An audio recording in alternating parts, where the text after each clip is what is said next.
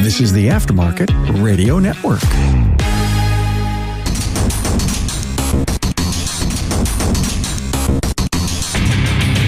Welcome, everyone, to yet another episode of Diagnosing the Aftermarket A to Z. I'm Matt Fonsla, and 200 cigarettes. That's like a year's supply. That and more after a word from our sponsors, NAPA Autotech Training and Pico Technology. Do you have a general service tech that you want to grow into your business, but you're lacking the path to get them there? Let NAPA Autotech's apprentice program pave the way. Go to napaautotech.com for more details. Tired of guesswork in your auto diagnostics? Need to pinpoint faults quickly and accurately? PicoScope will turn your PC into a powerful diagnostic tool. See live waveforms from sensors, injectors, and ignition systems. See the problem? Solve it faster. Visit picoauto.com. That's Pico auto.com. Busted me. It's a really weak, feeble attempt at a movie quote that correlates to 200 because, in fact, this will be the 200th episode of Diagnosing the Aftermarket A to Z. That's kind of insane. It just doesn't seem like that long ago that I started doing this. Stupid time. Don't get me going on time. Man, doesn't matter how seemingly how much you try to appreciate it, it still just evaporates, right? Time just seems to evaporate. But kind of going with that theme of 200, I thought I'd just kind of rattle off some of the emails that have been coming in and even just stuff like comments or messages from friends as this milestone has manifested itself. And of course, I mean, the first question's obvious, right? It's going to be what everybody asks, but yet how do you not ask it? And then how do you not answer it? And I guess there's a few of them, right? There's variations, there's layers, if you will. You know, can you believe it's been 200? No, I can't hardly believe it. So that's an episode a week for 200 weeks. That's mind blowing. Just mind blowing. Of course. Who is your favorite guest? Actually, I'm accepting bribes for that. So yeah, I'm avoiding that question like the plague. Unless you send me money. Just kidding. Kind of. I'm kidding. Also, what have you learned or what do you feel you've gained? Or what's become very evident over the course of 200 episodes? And, you know, these are similar questions that we had for Carm as he started hitting his hundreds of milestones, you know, 100th episode, 200, 300, you know, and again, how do you not ask it? How do you not answer it? I don't know. I suppose the most obvious thing is what I think anybody doing anything like that, be it a podcast like this or content generation, and that content doesn't have to be like this platform, but also just classes, you know, if you're classroom presenters or again, content generators coming up with classes, coming up with training material and all that, as you present it in the hundreds of times, are you going to gain insights from that? And the biggest insight is there's just so much variation. That's what I find. And not just, you know, Matt's interests and my varying interests and varying ways of attributing it to different things or relating it, analogizing, sometimes maybe poorly. I don't know.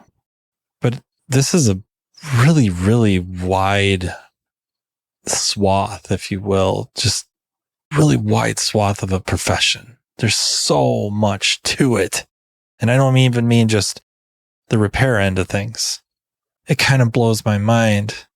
It makes me think back to an episode I talked about presenting to usually high school students, sometimes younger, elementary or middle school for career day type things that I like to do a timeline. Where do you want to start the timeline? And the knee jerk is when the car is built, maybe when the car is sold, but there's a lot of time before that. And then there's a lot of time after that. The car is built, it's sold, it's repaired under warranty, it has accessories added to it, so many things, so many different things, right? All the way to the very end. Well, that's all part of our profession and just the variety of it all. And then, of course, in our world of repair, service, maintenance, how varied that is, and variable philosophies and variable angles, how we're going to do that, why we do that, variable whys and whys. Don't get me wrong, there's a lot of variable whys, WISEs too, but it just blows my mind. And I don't mean that in a bad way sometimes, but in general, not a bad thing. It's just amazing. It's amazing to be a part of it. And then other questions.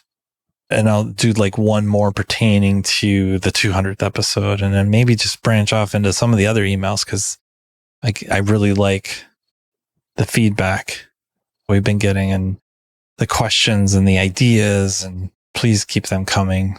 You can email me at mattfonslopodcast@gmail.com. Really don't hesitate to reach out. I try to answer everything in the email, or at least hint that I will bring it up on a podcast episode, address it. But usually I try to address everything in the email and reply back. And then, have it come on the show. And then, of course, if you want to be a guest, please don't hesitate to reach out with that.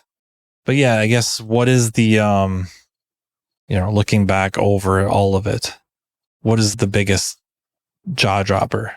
What's the one that made you really just sit back in your chair? Oh my gosh.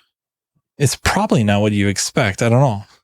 It was an episode of Margaret Light talking about depression and how it manifests, or how it shows up in men. And a lot of times it's in anger. And that just blew my mind. I can think back through my career and those that struggle, if you will, displayed kind of the more rage, the flying wrenches, the yelling and the swearing and however that might be. And thinking they just had self-control type issues, or I don't know, I guess just quick to anger. And it turned out they very well could have been depressed and not even known it, because who tells us that? That was a big moment. That one really comes to mind. That's the one I would have to go with. NAPA Autotech training sessions are being conducted day and night in a town near you. This training caters to every level within your organization, be it a mechanical assistant, a mechanical specialist, a technology specialist, or a driver safety calibration specialist. Imagine a one-stop shop training partner in NAPA Autotech that will lead your team to a path to greatness. Autotech's entry-level Build-A-Tech classes convert the untapped potential of your new hires into money-making mechanical specialists. Autotech's higher-level tech update classes introduce specialists to the world of ever-changing technologies, which prevents your shop from getting technologically stagnant. Remember, if you're not moving forward, you're falling behind. And, turning to the front of the store, the Autotech Service Advisor class is an awesome way to hone your client advocate skill set, ultimately benefiting the customer through an improved vehicle repair experience. But it doesn't stop there. Imagine an electric vehicle class that takes your specialist well past the mundane, yet necessary safety topics. Well, it's here. Autotech's EV Ready training is a week-long curriculum that takes participants through a hands-on experience involving hybrids and electric vehicles. The session kicks off with the use of PPE and proper tooling while touching on required OSHA regulations. Then, the students dive into the lab vehicles to gain knowledge of the common high-voltage components on EV and hybrid vehicles and their function. Attendees will be taken on a path exposing them to different electric vehicle manufacturers to compare component form and location. Additionally, information about Level 1 and Level 2 charging systems will be included, along with a quick look at DC to DC charging. The operation and maintenance of subsystems are explored, including the different modes of Tesla operations, and so much more. So what are you waiting for? Commit to taking your business to the next level with NAPA Autotech training. Is your shop ready for the electric vehicle revolution? Don't get left behind. The Pico EV Kit is your all-in-one solution. Diagnose any electric or hybrid vehicle, from high-voltage batteries to complex communication systems. With guided tests and pinpoint accuracy, you'll tackle more jobs and boost your bottom line. This isn't just a tool, it's your future. Be the expert in EV repair. Visit picoauto.com to future-proof your shop today. That's PICOauto.com. Looking to get into like opening up modules and trying to repair them. And what advice do I have in getting into that world? And there's probably going to be more training coming out, going to be more available. There's not a lot off the cuff. I can think of 2, I guess we'll go with 3 now that I think about it. 1, the first one I know of doing it. And I have to preface that I'm thinking automotive repair specifically, because these types of classes were and are available to locksmiths. So that wasn't one of the 3 I was thinking of, but that could be a resource, is going into the locksmith world to gain some of that training. And I don't know that they really do the module repair, but they're going to be going into the modules, and part of the repair work is going to involve soldering, desoldering, reflowing, using tools and equipment like that, like soldering irons and desoldering stations and desoldering guns and hot air, stuff like that. The locksmith world had that for quite a while. The ones I am aware of in our world would be Mike Christopherson's classes. He often is putting up stuff. I think he calls it a promicon. Those will show up on social media. They show up on diag.net. So www.diag.net. He'll put up ads for that, or he's going to be hosting an event. The next one that comes to mind is Kevin Sutter and I think those will be under the banner of WorldPack. I have been to both of these, and excellent classes that really go into the basics of getting into the module, using a soldering iron, hot air station, desoldering, the importance of flux. Like, we could keep going on and on about that.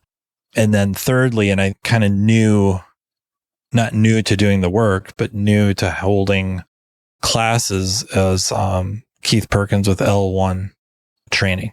One of those 3 would be my advice. And then if it's really something you're going to get into, I would look into getting like the starter kits, the starter training kits, if you will. They're educational, they're circuit boards. They'll have, I hate to abuse the word circuit board, but they will have boards with just soldering traces. Okay. It'll just look like a long trace of varying widths, but you practice laying the solder onto this and then desoldering it, removing it, using like a solder wick, something like that. And then they'll have resistors that you can solder on and desolder, and various components, I guess, MC or EPROMs, and then MCUs. Some of them will be projects. You can buy project kits that will then, it might do something. It might be a little horn or a light or something, maybe, whatever. There's varying things that you can buy to do different things.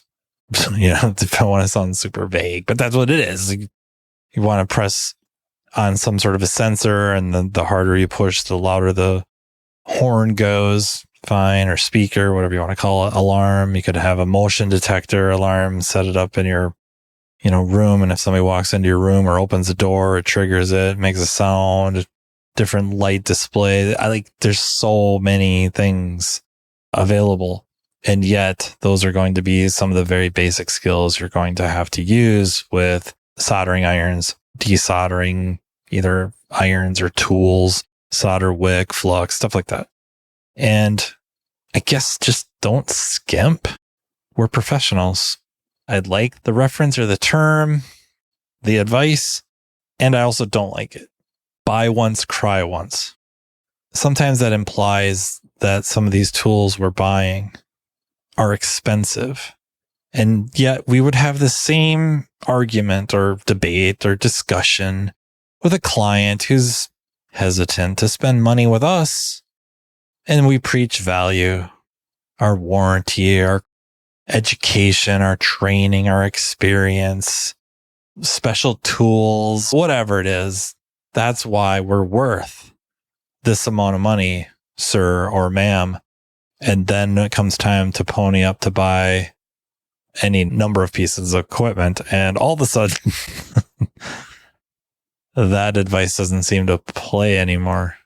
Then we end up in the long run, I think, spending more money.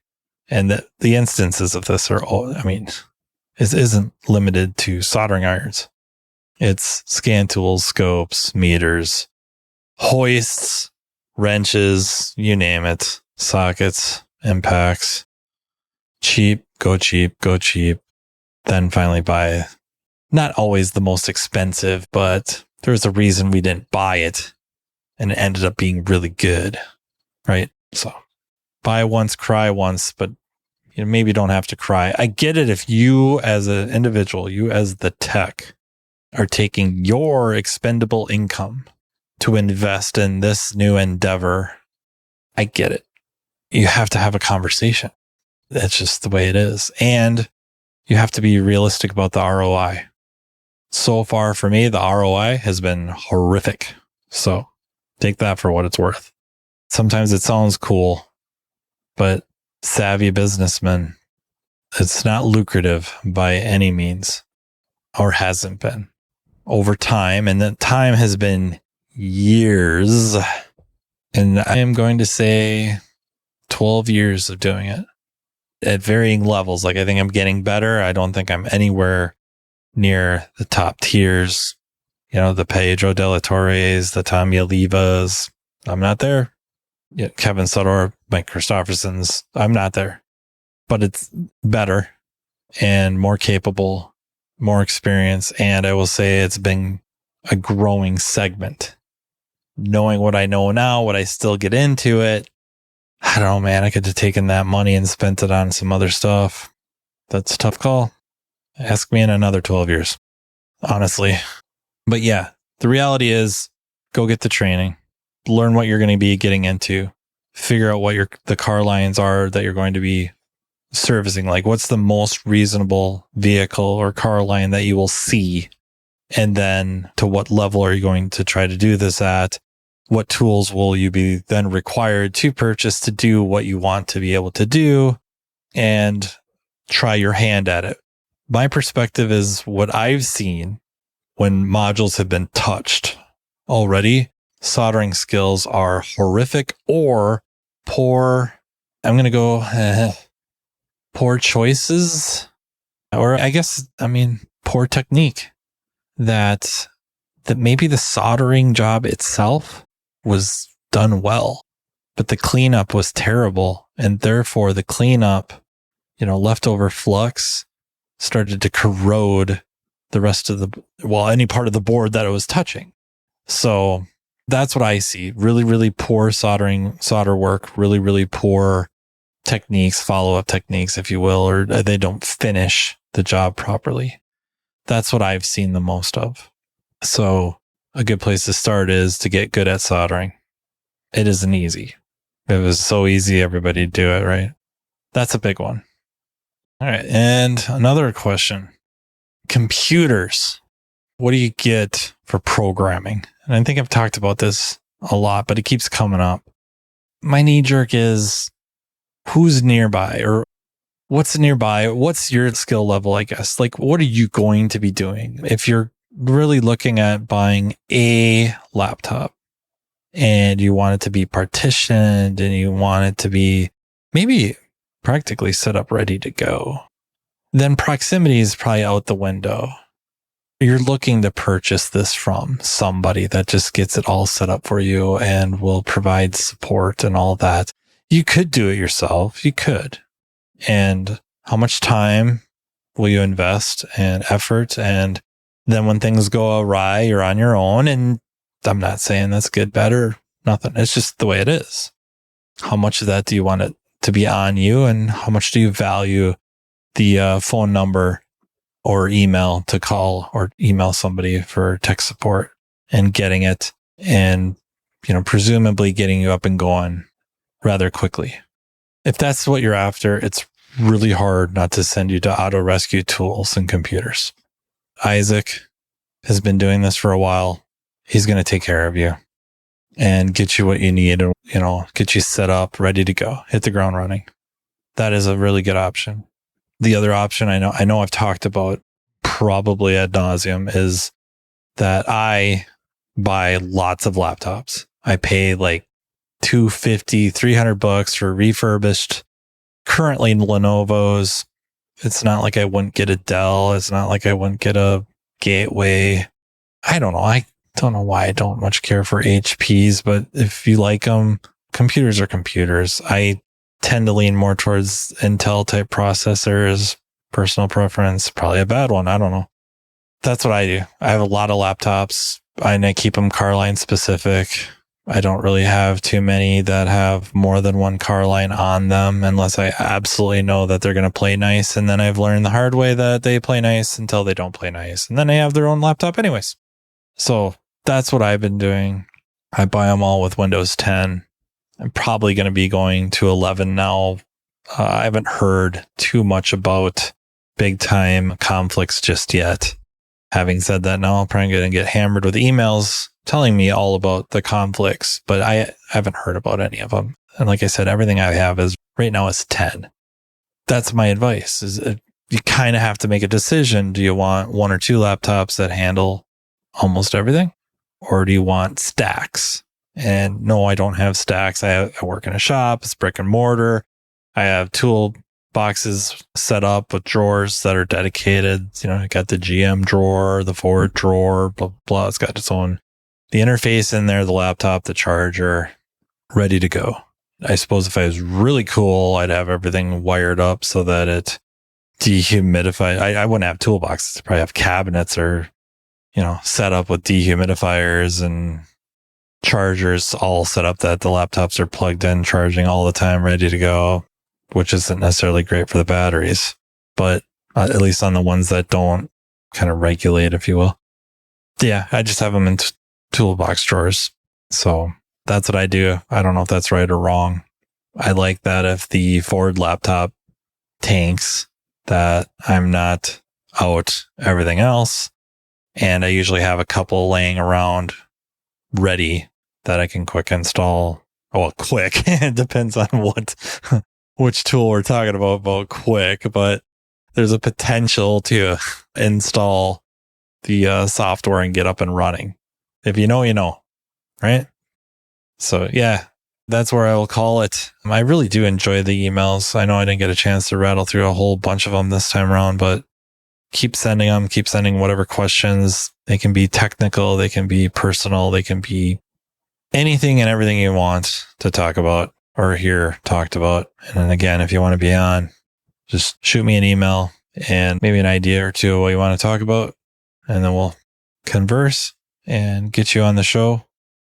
I would also like to take a second to mention the other shows on the Aftermarket Radio Network, of which this podcast is a part of. Of course, you have kind of I don't know, is Godfather I mean, I know he likes the word Godfather due to the heritage, but I don't know if that's technically accurate.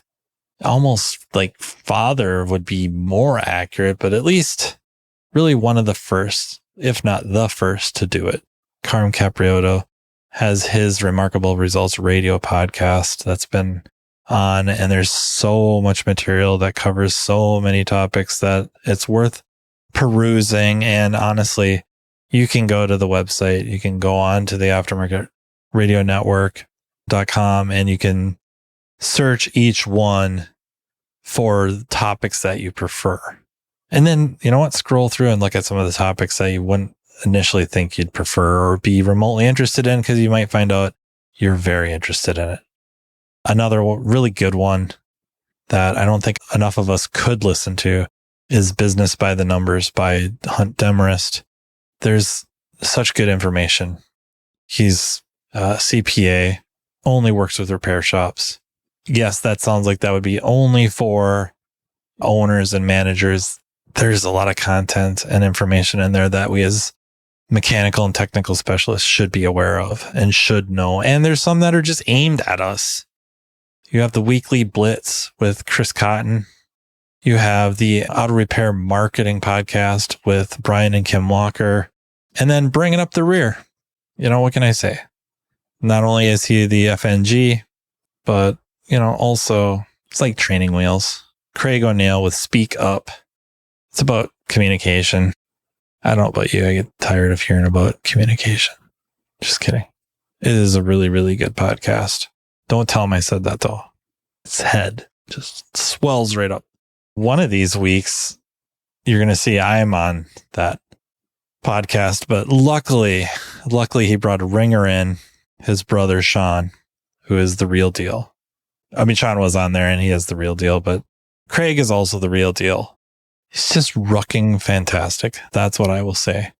And with that, I would like to thank you very much for listening. Thank you for 200 episodes. It's humbling. I think that's the best word, is humbling. And I really, really appreciate the listening and supporting and so many different things. Yeah, the feedback, all of it. Just thank you so much. And I would really, really like to thank our sponsors, NAPA Autotech Training and Pico Technology, for really helping make this all possible. Really, they do. Like most vendors do at trade shows, right? I don't know if they get enough credit. They really don't. And then the Aftermarket Radio Network for letting me do this. Even Tracy. So, bit of a shout out for her. She does a lot of work on this podcast. Somebody's got it, right? All right. Thank you so much again. And until next time, take care. You've been listening to Matt Fonslow, Diagnosing the Aftermarket A to Z on the Aftermarket Radio Network. Follow Matt on your favorite listening app. He's very interested in what you have to say. Let him know what you'd like him to cover and come on the show. Matt is all for advancing the aftermarket. Find Matt Fonslow on social media and connect or on aftermarketradionetwork.com.